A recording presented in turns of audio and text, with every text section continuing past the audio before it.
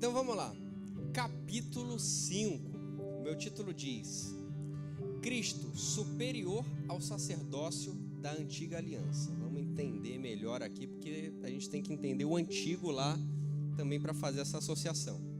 Versículo 1: Porque todo sumo sacerdote, sendo tomado dentre os homens, é constituído nas coisas concernentes a Deus, a favor dos homens, para oferecer tanto dons como sacrifícios pelo pecado. É a historinha que eu contei aqui para vocês. E é capaz de condoer-se dos ignorantes e dos que erram, pois também ele mesmo está rodeado de fraquezas. Lembra do sumo sacerdote, não Jesus, que também tinha pecado, também passava ali por momentos de erro, na vida deles. 3. E por essa razão deve oferecer sacrifício pelos pecados, tanto do povo como de si mesmo. Ninguém, pois, toma esta honra para si mesmo, senão quando chamado por Deus, como aconteceu com Arão, lá atrás, lá em Gênesis, Êxodos, lá atrás ele está contando essa história. Assim também Cristo, a si mesmo, não se glorificou para se tornar sumo sacerdote, mas glorificou aquele que lhe disse: Tu és meu filho, eu hoje te gerei. Como em outro lugar também diz: Tu és sacerdote para sempre, segundo a ordem de Melquisedeque. Calma aí que tem algumas coisas aqui. Ele, Jesus, nos dias da sua carne, tendo oferecido como forte clamor e lágrimas, orações e súplicas, a quem o podia livrar da morte, e tendo sido ouvido por causa da sua piedade, embora sendo filho, aprendeu a obediência pelas coisas que sofreu. Calma. E tendo sido aperfeiçoado, tornou-se autor da salvação eterna para todos os que lhe obedecem, tendo sido nomeado por Deus sumo sacerdote segundo a ordem de Melquisedeque. Natan, vamos lá. Comecei a entender, depois daquela historinha ali eu entendi mais ou menos a questão do sumo sacerdote. Vocês viram aqui que o próprio sumo sacerdote, naquela época, no antigo, ele oferecia o sacrifício pelos pecados dele também. E a gente comparando com Jesus, ele não tinha pecado, mas ele era o próprio sacrifício que se ofereceu também voluntariamente. Aí você vê algumas coisas interessantes. Segundo a ordem de Melquisedeque. Natan, já ouvi esse nome, não sei aonde, Mas claro, a gente, em algum momento oportuno, a gente vai ler lá atrás. Mas, resumidamente, existiam ordens ali, hereditárias até, de sacerdotes, Para as palavras de hoje, do pastor, era o sacerdote ali que cuidava do povo, das ovelhas ali. Então tinha essa questão de, ele é segundo a ordem de fulano, esse daqui é segundo a ordem de Melquisedeque, esse outro de cicrano aqui, entendeu? Então tinha essa ordem. O próprio Deus observou e quis assim também que Jesus viesse segundo a ordem de Melquisedeque. Já falei, não vou entrar agora nessa questão de Melquisedeque, está lá no Antigo Testamento, está lá em Gênesis. Mas ele veio segundo essa ordem, para o cumprimento desse sacrifício, que ele mesmo era o sacrifício.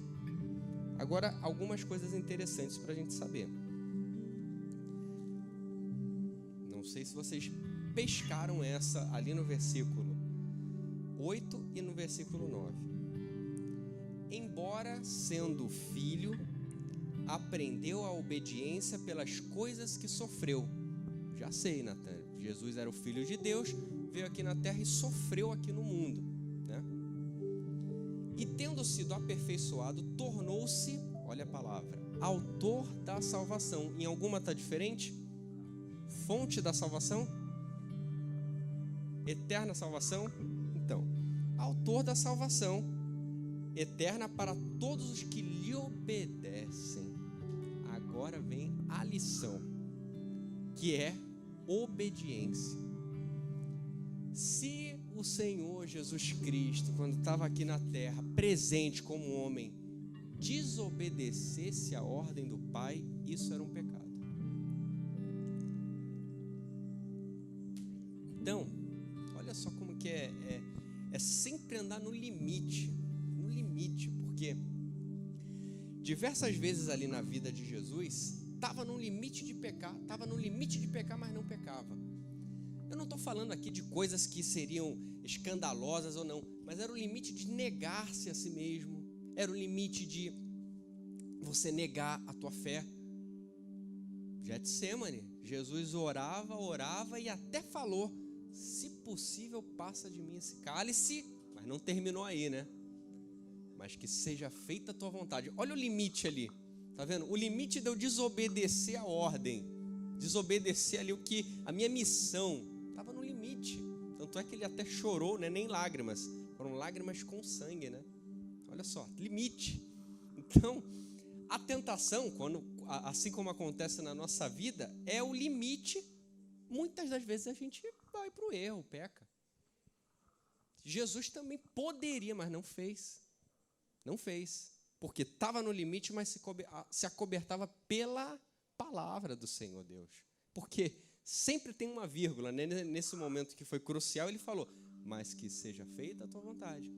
Se parasse por ali, a gente poderia até questionar a fé de Jesus. Se possível, passa de mim esse cálice. Então, tu não quer? Então, como é que é? A tua fé está como? Tá descrente, né? Só que ele continuou. Graças a Deus, ele continuou. E ele continua e nos dá essas duas lições, né? No 8 e no 9.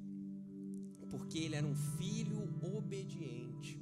Obediência é uma das chaves da gente crescer com Deus. Crescer com Deus, se amadurecer com Deus. Natan, quero buscar Deus. Primeiro, obediência. Meu Deus, às vezes é difícil, porque obedecer às vezes é isso aqui, ó. A gente abaixa aqui um pouco do nosso, né, do jeito inflado que a gente é, e obedecer. Amém. Tem essa missão aqui para fazer, vou lá fazer. Por mais que eu queira chutar o pau da barraca, isso e aquilo. Numa aula a gente conversou, né? Ninguém vai, ninguém isso, ninguém está preocupado com a obra, ninguém isso. Ó a rebelião aqui que eu estou criando comigo mesmo. Mas por obediência a Deus, eu vou lá, faço, eu vou lá, cumpro. Mesmo sem ninguém, olho para trás, sem ninguém, mas eu estou aqui obediente, fielmente a Deus. Cadê?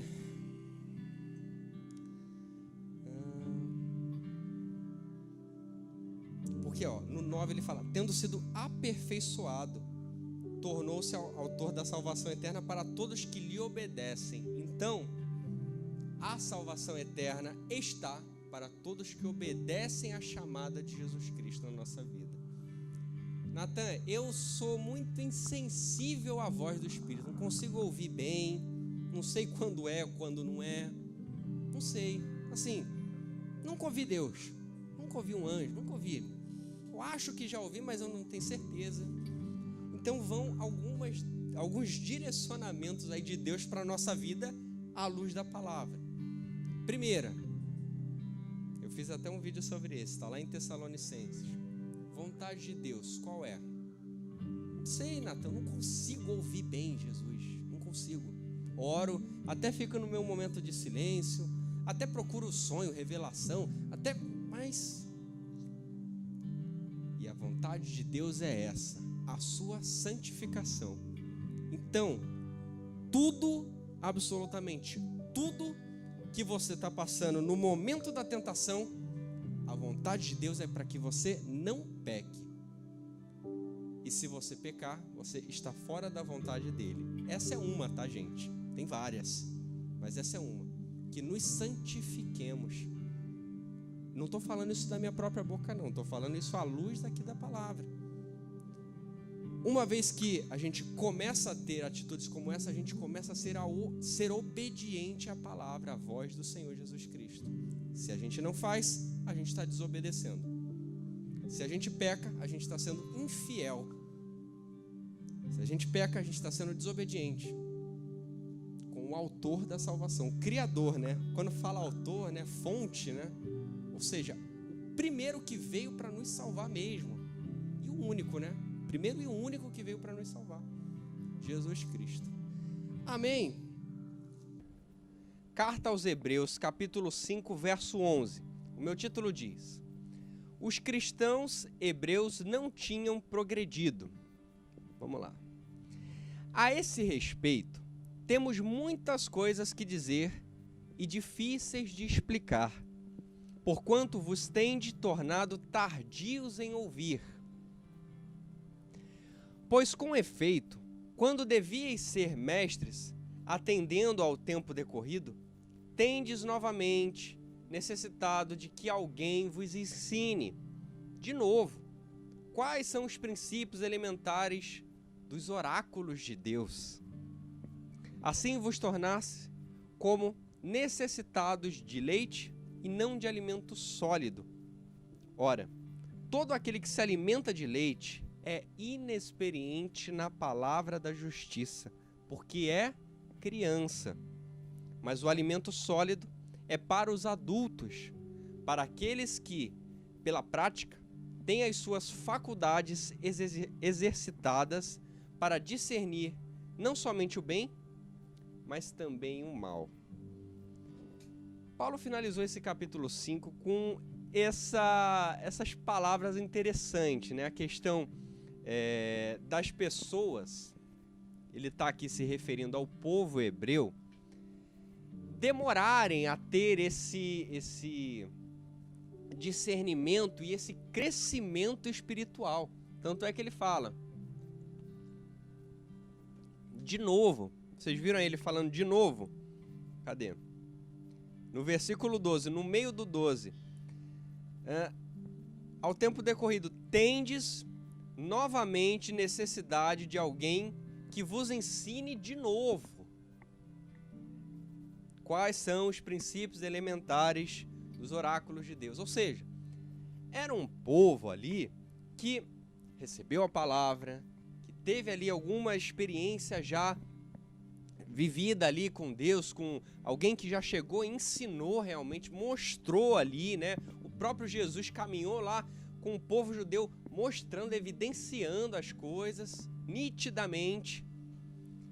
Mas é difícil de acreditar, é difícil de caminhar sozinho, eu não tenho forças, eu ainda estou meio na dúvida, eu ainda preciso de comprovações, eu preciso ver a testificação disso na minha vida. Ou seja, é difícil de você se amadurecer com a palavra que já foi pregada a você.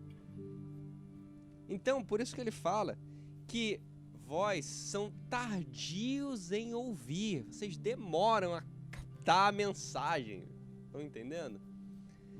E isso corrobora em quê? Em vocês estarem sempre necessitados do leite.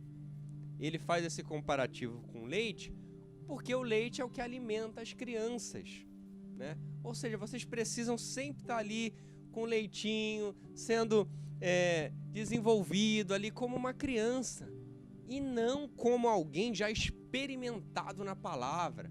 Que aí ele fala, né? Alguém que já come alimentos sólidos, né? Não é mais criança, já não tem mais a mentalidade, então não vou mais para a igreja também, mas ninguém está comigo, eu não vou. Não, você já é experimentado com Deus, você já sabe o que é realmente viver uma vida dedicada, exclusiva ao Senhor Deus. Você não precisa mais de alguém estar ali, meu amigo, não, eu sei quem eu sou, eu sei quem eu não sou com Deus, eu sei que eu posso, eu tenho fé, experimentado. Você necessita de alimento já sólido. Estão entendendo? Ele fez esse comparativo justamente evidenciando o que o povo padecia, o atraso que eles estavam vivendo ali no desenvolvimento, no crescimento deles espiritual, né? Em comparação com alguns ali dentro, que eu digo, na pessoa desses apóstolos, dos próprios discípulos, das pessoas que caminhavam e já viviam ali a testificação de Jesus Cristo na vida é porque eram pessoas quase que inabaláveis. Poderia vir a tribulação que fosse, a pessoa, um exemplo de Paulo, né? Permanecia firme, não abdicava de qualquer coisa, não. Às vezes, né, a gente vê tanto dodóizinho, que a gente fica magoadozinho por causa da igreja, que alguém falou assim comigo, que aí eu já não tenho mais vontade de fazer o meu ministério, que, mas as pessoas, muito dodóizinho, muito ainda precisando do leitinho ali para crescer e amadurecer.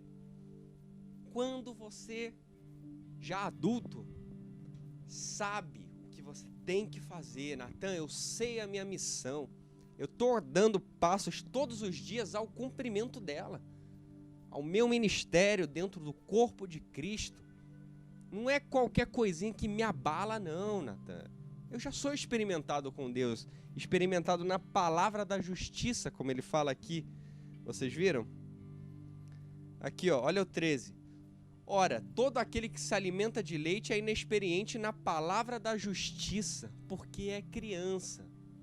Estão entendendo? Criança. Muitas das vezes, talvez isso já tenha acontecido com você, confesso que já aconteceu comigo. A gente não sabe se é pecado, se não é pecado, se é isso, se não é aquilo, e agora o que eu faço, o que eu não faço? Quando, na verdade, uma das verdades, né, é justamente o que o Espírito fala ao nosso coração. Natan, por mais que para alguns isso não seja pecado, mas o teu coração está incomodado. É o Espírito falando com você. Mas se nós somos crianças, precisamos ali de orientações, ainda de buscar alguém que fale de novo para mim, me ensine de novo o que eu tenho que fazer, eu ainda preciso do leitinho para crescer, me amadurecer, e não de alimento sólido, de experiências realmente de vida. Estão entendendo? São algumas verdades, à luz do que a gente leu, né? Elementares de Deus. Quer ver? Lembrei de outra. Não sei se você já se perguntou isso alguma vez. Natan, estou vivendo por isso, estou passando por isso, estou numa fase assim muito diferente da minha vida e eu não consigo ver, enxergar, saber a vontade de Deus para mim. Não sei, Natan, não sei o que o Senhor quer, não sei qual é a vontade dele para minha vida, o que eu faço, não sei.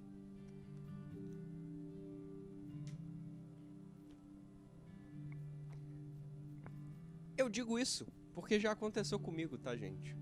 Mas é um momento de criança. Como que a gente não sabe a vontade do Senhor Deus para a nossa vida? Sendo que ela está escrita aqui. Já dei uma aula lá em Tessalonicenses falando explicitamente. A vontade do Senhor é esta, a sua santificação. Natan, mas isso não tem nada a ver com o que eu estou passando aqui, que eu preciso de uma resposta para alguma coisa que eu estou passando no trabalho ou de um projeto meu, não tem nada a ver. Ué, se não tem nada a ver, como é que a gente está associando o que o Senhor de fato quer de mim, que Ele quer que eu me santifique primeiro, para que as demais coisas aconteçam na minha vida? Tá entendendo? A gente parece que quer levar em nossas orações a Deus algumas prioridades acima da nossa própria santificação, do nosso próprio se abster do mal, dos erros, do arrependimento. A gente quer pular a fila aqui e colocar algumas outras respostas que a gente precisa de Deus. Olha só, né? O que é a capacidade do homem de querer fazer isso, né? E o Senhor irá sempre falar para nós. Sempre, porque está escrito, não estou inventando. Santifique-se, santifique-se. Natan, o que é se santificar? Como é que eu me santifico? Eu agora descobri, não sabia, que a vontade do Senhor é essa para mim. E como eu busco a minha santificação? Como eu busco ser santo? Número 1, abstenha-se do erro, do pecado que você comete. Abstenha-se. Negue-se a si mesmo, né? Nas palavras de Jesus Cristo. É um passo que você está dando para se santificar. E agora você começa a enxergar tudo à tua volta e ver o que te tira da presença gloriosa do Senhor Jesus Cristo. Quando eu falo te tira da presença do Senhor Jesus Cristo, é o quanto você está dedicando o seu próprio tempo a outras coisas supérfluas no mundo que não ao Senhor Deus Todo-Poderoso. Pulou a fila, sabe? Amarás a Deus sobre todas as coisas, mas eu tenho outras na frente. Meu tempo está sendo direcionado a outras coisas ainda. A gente é assim. Mas, como estamos aprendendo, estudando aqui a palavra, Natan, realmente, você está falando aí, eu acho que eu me vi nisso.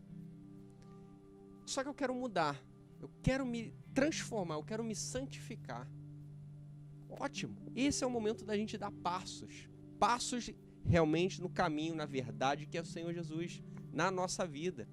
Então, primeira prioridade que nós temos hoje é nos santificarmos. Quer descobrir a vontade do Senhor Jesus? Ela não é mistério para a tua vida, não. Já está escrito, revelado, é a sua santificação. Santifique-se, que o Senhor agora vai ter muito mais intimidade de falar, de te mostrar todas as suas maravilhas aqui. Mas santifique-se, porque senão a gente ainda mantém esse distanciamento do nosso Deus, porque é o que o pecado faz com a gente. Nos distancia do Senhor Deus Todo-Poderoso, nosso Pai Celestial.